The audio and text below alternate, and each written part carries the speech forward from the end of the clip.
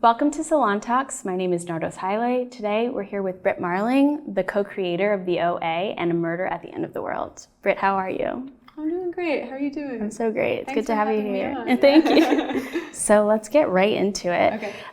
The show you created with your co-creative partner, Zal Batmanglij. You guys talk a lot about this metaphor and this garden of ideas that you have for all the creative ventures that you would like to do. Can you just tell me who planted the first seed for A Murder at the End of the World? You know, it's funny, when you've been working with someone as long as Zal and I have been working together, you really genuinely forget who plants the seed at first, maybe because ideas take a long time to germinate, but also because we tend to the plants so mutually that you don't even know how they started or where they started. You just know they're growing in the garden there. But I do know the feelings or the ideas that were there as the idea first started to come together. And I think part of it was that we were just really interested in amateur sleuthing. Like, I found that world fascinating. And we started watching documentaries and reading books about how people would find each other online and these communities would form. And a lot of times it was people who hadn't really found purchase in the place they were from, you know, whether that was like sort of like outcast punk teen, you know, who couldn't find his place at school, or a disbarred cop, or a lawyer who'd been, you know, a disbarred lawyer or a cop that had been kicked off the force, or a housewife who just felt like, I spent all my day with my kids, but like at night I want to be alone in my attic, like solving these puzzles, you know? And so it was an interesting collection of people, and oftentimes they would, as a group, solve these cold cases that had been unsolved for decades. And so that just seems such a positive force of the internet, like such a beautiful version of collecting people and giving them a common mission and everybody working together to solve something that couldn't be solved. I think that idea just like stuck in our minds, and then Darby Hart as a character sort of grew out of that. Yeah, and I mean, speaking of Darby, you have Emma Corrin playing this character, and they are great in this role, and they really, like, you know, live in that realm of amateur sleuthing, like you mentioned. But also, you have talked about how you don't really have a desire to write like strong female leads. How do you then subvert this trope when you're working with characters like Darby? Yeah, it's interesting. I wrote that op-ed for the New York Times a couple of years ago, and I guess the headline's sort of deceptive because it's like, I don't want to be a strong female lead, which sounds like I don't want to be a strong female, but it was really that I felt a little, I guess, frustrated by the limitations of the kinds of roles I was seeing come out of Hollywood at that time, which was sort of this idea that, you know, if you wanted to be a strong female protagonist, then like you can just be an assassin, you know, and be a trained killer, and like that then is strength. And it just kind of felt like both ideas of women were thin, whether it was like the sort of thin idea of the woman as victim who's just like dead at the end of the first act, or whether it was the woman suddenly being given all the weapons and killing people, you know, and so then she's the perpetrator, but then that was also kind of thin. And it was sort of like, where are the roles that feel like the women that we know, you know? And so I guess I wrote that op-ed thinking about some of those things and trying to challenge myself to, how do you write characters that feel more robust and complex and that are strong, but maybe strong from a point of listening well or having incredible empathy, or how do we show those characteristics as also being strong rather than too soft or fragile? And so I think Darby in part was our continued exploration of trying to find that space, you know, because Darby's brilliant and she comes up with things that, you know, will blow your mind, and she's tough and she's courageous, but you also see her in moments be incredibly fragile or vulnerable. And I think having that contrast hopefully just feels like a more, you know, well-rounded, genuinely three-dimensional female character. Yeah, and I absolutely do feel like she feels like that three-dimensional character that you're talking about. To me, that she really like hones in on a lot of what you're talking about, this empathetic character, this kind character, but also like a drive to like do good. Yeah. Could you speak to that a little bit? Yeah, I mean, I guess it's I guess I think one of the ways that Darby's maybe different from other detectives we've seen is when Darby comes to the crime scene, I don't think she's like the traditional, let's say, male cop, who comes with the badge and stands over the female victim and is immediately kind of most interested in the serial killer's mind. Like, how did this killer pull off the dark art of what happened here? And the mystery often then is like a chess game between the cop and the killer, and they're trying to like outmaneuver each other, and it's all about the battle of their wits. And I think Darby, coming at it from a different angle, comes to the crime scene and is more interested in the victim, because the victim is probably closer in age and gender to Darby than not. So I think she feels an empathy there often, and comes at the investigation from thinking about the life lost and that woman's experience, or any person's experience, really, rather than just thinking about it from the perspective of the killer. So another central focus of the show is artificial intelligence. There's been contentious labor issues surrounding artificial intelligence in the entertainment industry. So what are your opinions as an artist who's writing about AI and technology? What are your thoughts about this? Yeah, I mean, the SAG strike resolved today, which is such a momentous day, and so cool that, the WGA and SAG both were able to stand up and really demand the protections that artists need. I mean, I think in the case of AI in the entertainment industry, I think sometimes what can happen is, technology is out in the lead and things just happen, and then we're all kind of in its wake, like following to see what's going to occur.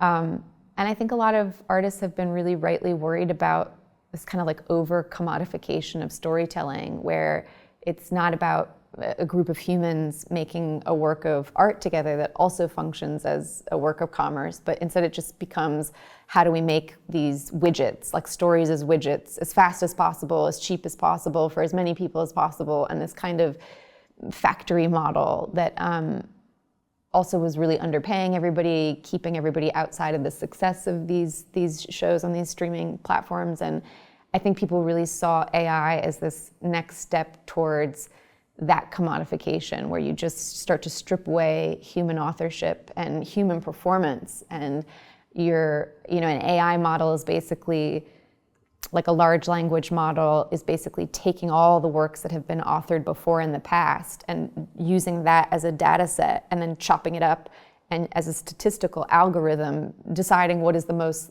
likely next word or paragraph, or how would you end this story. And so the algorithm's authoring it, but it is authoring it off of everyone's previous work. Right. And I think that's complicated both because everyone's unpaid for that, but also because the history of storytelling is a misogynistic, racist, homophobic endeavor. And so if we start making our stories from that body of work, then how are we evolving things forward? So yeah, I think in general, I think probably Zal and I were interested in writing this show in part and talking about, the sort of tech billionaires' feudal like landscape, their fiefdom, and how much power they have, and how much power we are surrendering in some ways as we sort of like take in the smartphone and take in social media and take in deep fakes and all these things, and kind of let the technology drive our lives, rather than maybe philosophy driving, philosophy being the driving force, or ethics or morality or collective thinking of some kind, and technology following behind that maybe in some way. Yeah. It's really interesting. I think that, what do you feel that the show is trying to say about technology, if you were able to sum it up? I think the tricky thing is I think it's hard to sum up, and I think that's maybe why we wrote the show, is it as an attempt to just sort of sit in the questions. I mean, we were talking about amateur sleuthing earlier, and how cool it is that people all over the world can find each other on the internet and be crowdsourcing, the solving of these cases, which, they can solve because they're applying more hours to it across different people. They're applying different perspectives rather than like a lone detective working on something. So all those things are such a positive, like that's really beautiful. Right.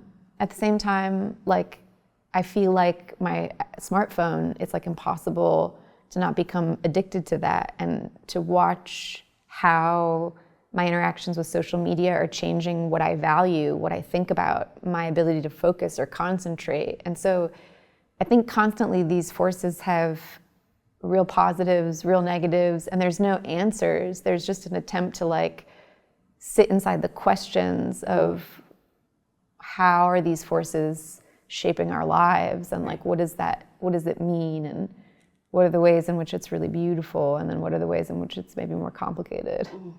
That's beautiful. And like I just feel like another like atmospheric, like kind of heavy aspect of the show is actually its setting and the place that it takes place actually. Like what role do you feel like shooting in Iceland, and also like the bunker and the hotel, like what roles do they play in the show as well?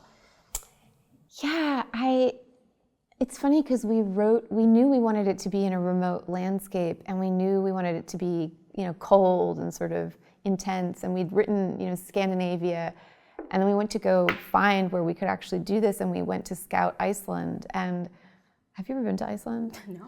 If you can go.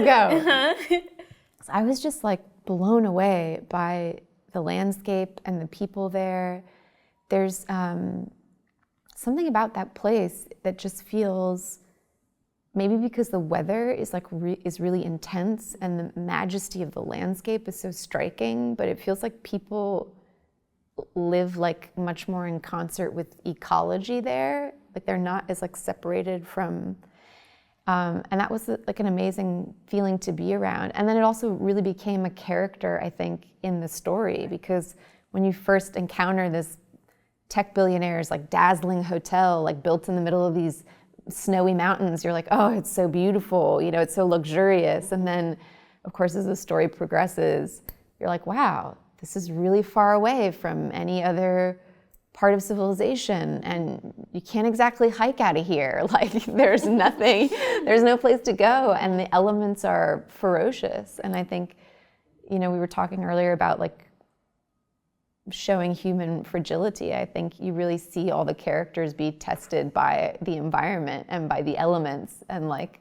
how for all of our technology, our helicopters and our this and that, we become really fragile when dealing with like an ice storm that like goes for days on end. Absolutely. Yeah. I mean, you were certainly tested. I heard that you had hypothermia while filming this. Can you talk more about what that experience is like? Oh, it's so intense. Yeah. I thought hypothermia was just like getting the shakes a little bit, but actually your cognition sort of starts to shut down, because like your blood is leaving everything to just go to your heart to keep your heart pumping. So that was tough duty. But you know what? I think it was actually also in some ways really informed the rest of the storytelling in this way, because I mean, Darby gets hypothermia in the story at some point, so I could actually tell Emma what it was really like to get hypothermia. But I think also probably an important lesson for me to be reminded of my own, we're not invincible in the face of, sometimes we act without, I think, the proper respect towards the beauty and the ferocity also of nature, of which we are a part. And I think, it's probably good and important to get checked every now and again and just be like, oh yeah. Humbled. Yeah, like I have tissue paper thin skin, and like I can wear all the down coats in the world, but like being 14 hours outside on a frozen lake is a lot. Oh yeah, absolutely. Okay, and so when we talk about this show, like, can you tell me the reasons why this was the right move for you post OA? It's such a different show than OA. Yeah. Just talk a little bit more about that.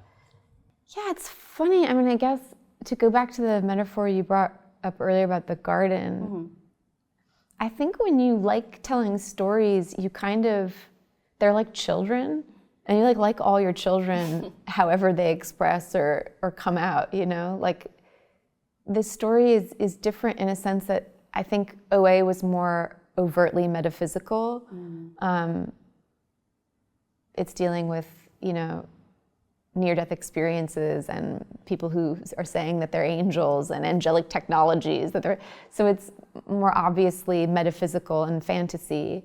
And in this story, I think the way it started to form in our minds, it didn't need that. It also didn't want that. And so it sort of felt like trying to still give something the feeling of the metaphysical, but with your hands tied behind your back a little bit. So there are no time travelers or, anything that's that far out. But I think we talk about time in an interesting way in the story, and we try to do this braid between the present and the past, where you feel how much the present actually reshapes the past as you go back and remember it. And every time you remember something, you kind of re-author it, and the memory becomes different. And then that comes in and animates the present in a new way.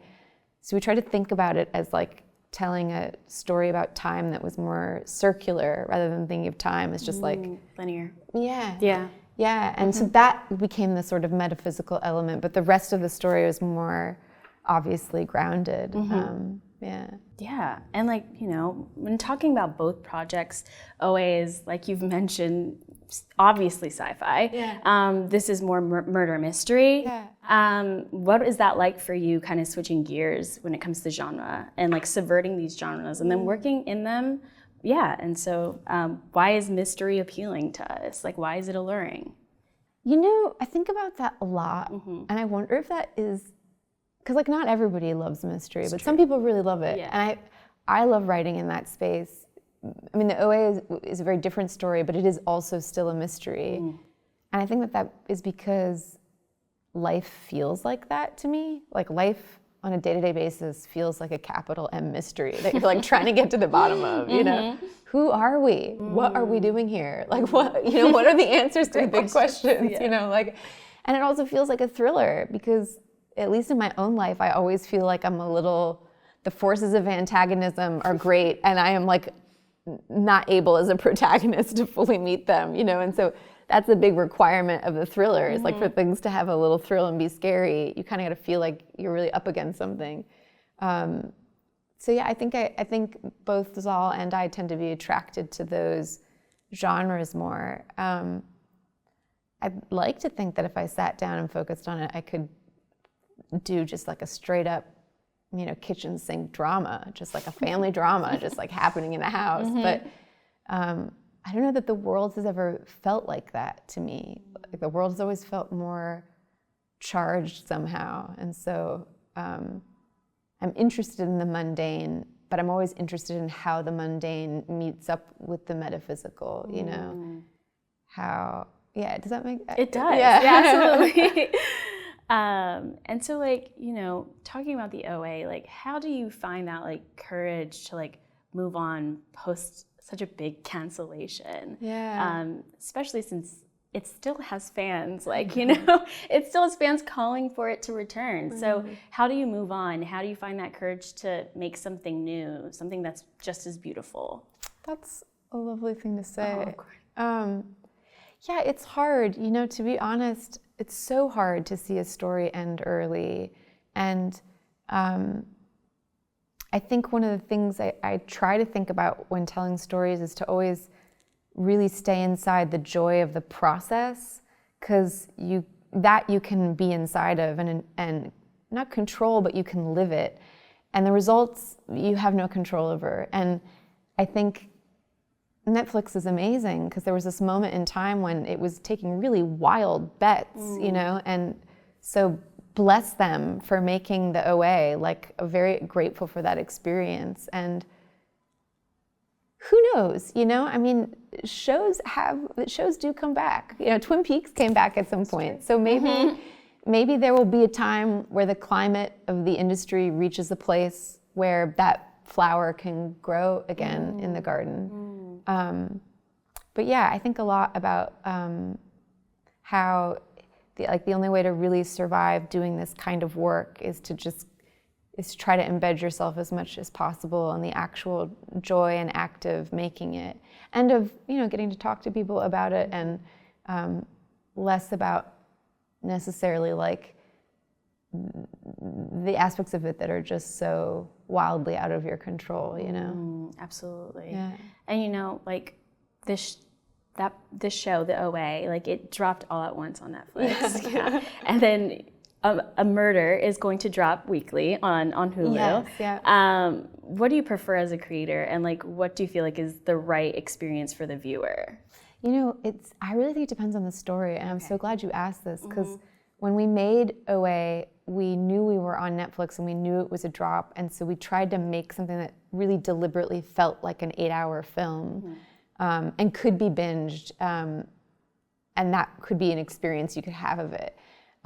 With this one, we were really deliberate that because it's a murder mystery, it has to be chapter by chapter, and each chapter has to feel kind of pearled, like it has its own beginning, middle, and end, and that you're leaving it on a cliffhanger or a question of mystery every time, so that people have a week to kind of think about it, debate about it, you know, ask each other who they thought done it, and then a week later you get some answers. So I know you binged it. I know probably some other people down the road will binge it once it all comes out. But I think it was really designed to be sort of parsed out a week at a time, because there's a lot of layers in there, and there's a lot to think about. Yeah. And I hope people do watch it weekly. They will get, I mean, yeah, I think the mystery will stay with them week by week. Yeah, and I think that's so what too. you want from the show. 100%. Yeah. My final question for you is, again, about the OA. You and your partner, Zal, said you would be returning to the show at some point. Yeah. Would you stay true to like the 5-season arc that you had built out, or has the story changed? Oh, God, that's such a good question. I think the fundamentals of it haven't. You know, we had mapped out a sort of beginning and middle and end of these 5 parts, and I think that architecture still holds. Of course, like as the world changes, you know, you have to change with it and let new things in with it. But I kind of think of stories as like earthquake-proof buildings, you know, like you have to have some poles in the ground, but they have to have some flexibility to move with the times a little bit. Got it. So like I'm sure that, I mean, we're all different people already than we were when we ended the OA, like just what we've all been through in the last couple of years with the pandemic, and we're all different from who we were then, I think. And that would, of course, enter the story, but I think the heart of it remains the same, and the hope and the revelations hopefully remain the same. Amazing. Thank you so much, Brit. Thank you. Such a great time talking to you. Such a nice conversation. Thank you for The show was great. Thank you. And it's going to be on Hulu soon, so thank you, everyone. Thanks. Thanks.